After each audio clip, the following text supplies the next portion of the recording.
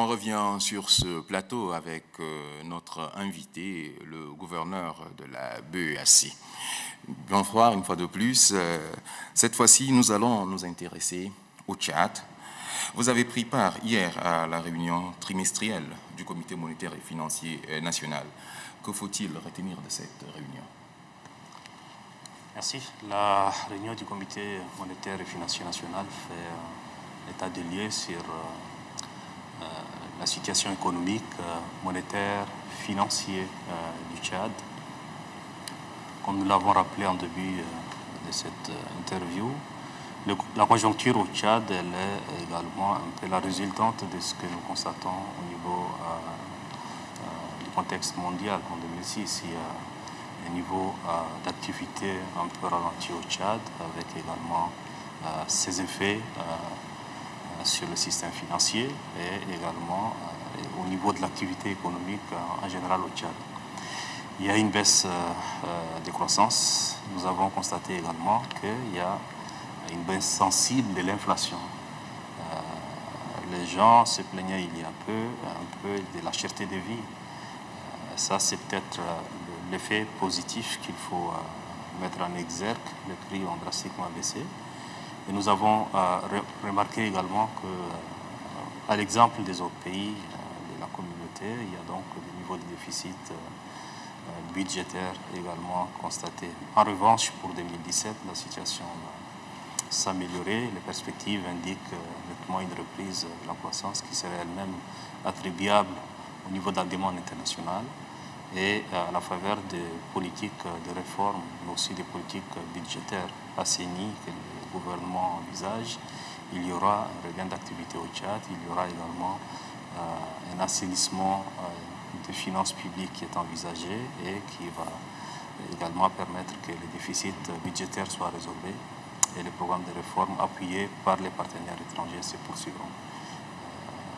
Vous avez parlé également du système financier. Globalement, il faut quand même se satisfaire de ce que, nonobstant l'ampleur de la crise que nous constatons, nos banques de façon globale présentent des signes de résilience et le niveau d'activité, elles continuent à financer encore l'économie.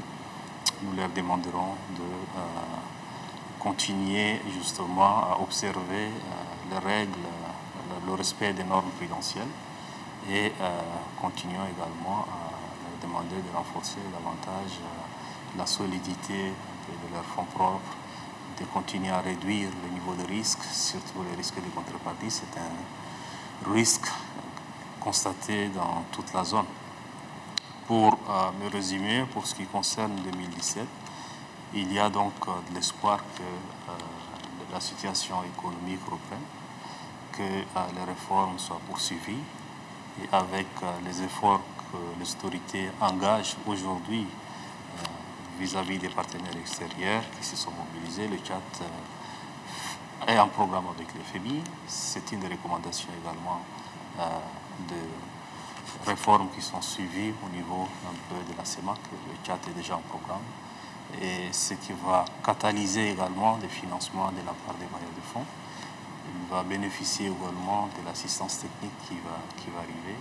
Et les réformes structurelles qui seront conduites permettront de consolider un peu l'activité économique, à terme permettre aussi de diversifier les bases économiques de façon à renforcer la résilience de nos économies. Donc une perspective heureuse pour 2017. En effet. Alors, qu'est-ce qu'on peut attendre de votre mandature le Tchad, je voudrais dire, qu'est-ce que le Tchad peut attendre de votre mandature au niveau de la BEAC? La Banque centrale est un établissement public qui regroupe l'ensemble des pays de la CEMAC. Elle a pour rôle d'émettre la monnaie et d'en garantir la stabilité. Le Tchad, comme tous les autres pays de la CEMAC, en attente que le gouverneur désigné assure la stabilité monétaire, garantisse cette stabilité et garantisse aussi la stabilité des prix dans la zone CEMAC et sans préjudice justement des missions statutaires de la Banque centrale, la BEAC doit également se tenir aux côtés de nos États membres et jouer correctement son rôle de conseiller économique pour aider les pays renforcer les capacités, aider les pays donc à mettre en place des politiques qui favorisent une stabilité du cadrage macroéconomique. Et nous sommes là également à appuyer nos États dans ces phases de négociations et de discussions avec les partenaires financiers et techniques. Avant de nous séparer, la question elle est posée à Londres. Monsieur Abbas Mahamatoli, non au gouverneur de la BEAC. Vous avez occupé de hautes fonctions sur le plan national. Sur le plan international, vous étiez à la BEAC comme secrétaire général, au niveau du COPAC, au niveau de la BEAC, dernièrement avant de vous retrouver encore à la tête de la BEAC. Quel est votre secret? Je n'ai aucun secret. J'ai occupé des fonctions que beaucoup de nos compatriotes tchadiens peuvent occuper. Ils ont la capacité et l'expérience nécessaires pour servir le Tchad à la tête de toutes ces institutions que vous citez. Je pense que pour le reste, chacun a son propre parcours, chacun a sa propre chance dans la vie. Je ne pense pas, pour ma part, à part la confiance que me font les autorités tchadiennes à travers les missions qu'ils m'ont confiées. Je n'ai pas de secret ni de talent particulier qui détermine que je sois à tel ou tel poste. Je vais simplement dire que ce sont le parcours, hein. Chacun a son propre parcours, chacun a sa propre chance dans la vie. S'il y a des jeunes qui veulent suivre votre pas, eh bien, je ne peux qu'espérer cela parce que quel est le conseil? Mon souhait est que les Tchadiens, les jeunes Tchadiens suivent l'école parce qu'aujourd'hui, une bonne éducation, c'est cela l'apporte le succès s'ils veulent travailler dans l'administration, s'ils veulent travailler au niveau des institutions communautaires. Je pense qu'à la base, il faut avoir une solide formation. Il faut avoir également une bonne expérience. Et le secret à tout ça, c'est le travail. C'est vraiment ça. Il n'y a pas un niveau d'ingéniosité particulier. Ils n'ont pas besoin d'avoir un niveau, un coefficient intellectuel élevé. Je veux dire que c'est vraiment le travail. Et je pense que les pays qui ont connu un essor économique fulgurant ont fait le choix justement d'investir dans la jeunesse, d'investir dans la formation. Et la formation, c'est le substrat le plus solide pour ce qui concerne la croissance et le développement des pays. Et je pense que c'est en cela aussi que je tiens à encourager, à féliciter justement toutes les politiques que nous voyons aujourd'hui, les autorités entreprendre dans ce secteur.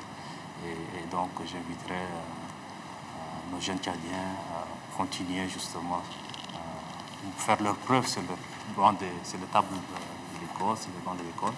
Et plus tard, je pense qu'ils peuvent accéder au poste de leurs aspirations. Et c'est le seul secret. Votre dernier mot? Mon dernier mot, je pense que j'ai formulé un peu ce vœu que notre pays se renforce en faveur de cette crise. C'est que le seul élément positif dans des conjonctures de crise, c'est que le pays sont capables d'entreprendre des programmes de réforme très profonds. Et je formule le vœu véritablement qu'on saisisse cette chance de voir les choses toujours du bon côté, de façon que nos économies soient diversifiées, que notre administration soit assainie, que les programmes de négociation aujourd'hui en cours soient menés, mais de façon rapide, parce que l'agenda économique, il faut l'accélérer. Et j'espère vraiment que tous nos compatriotes, toutes les autorités politiques de toute obédience saisissent cette chance et que véritablement les débats soient focalisés sur la nécessité justement de sortir notre pays de cette crise et de faire en sorte que l'administration soit assainie, que les programmes de réforme soient accélérés, que l'économie soit diversifiée dans ses bases et que le système de notre administration soit assaini, renforcé. Et justement, l'école publique également soit rénovée. Et donc, il y a également beaucoup d'améliorations dans ces domaines poursuivis. Et je pense que ce sont là un peu le vœu, le souhait que je vais mettre pour l'année qui commence, de façon justement à atteindre les objectifs qui sont fixés et permettre que le Tchad et l'ensemble de nos pays de la CEMAC sortent grandis justement de cette situation et que l'effort de développement que nos pays entreprennent soit poursuivi et renforcé davantage. Merci à vous, M. Abbas Mamatouli, gouverneur de la BEAC, pour cet entretien que vous avez bien voulu nous accorder. Merci. Voilà, mesdames et messieurs, ici s'achève cette édition du journal. Merci à vous de l'avoir suivi. Excellente suite de programmes sur Téléchat.